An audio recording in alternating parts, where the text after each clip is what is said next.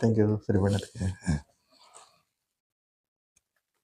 பெருமான் அவர்கள் தியான நிலையில் கண்ட இறை காட்சிகளையும் சில இடங்களிலே ஆன்மீகத்திலையும் பல இடங்களில் வர்ணிக்கிறார்கள். அதனுடைய காட்சி தொகுப்பினை இந்த இதில் பார்க்கலாம்.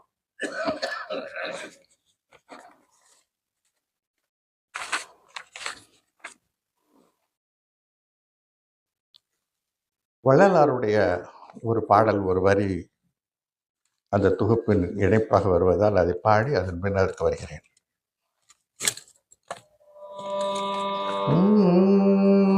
ஆணி பொன்னம் திகழ்ந்த காட்சிகள் அற்புத காட்சியடி அம்மம்மா, அற்புத காட்சிகடி.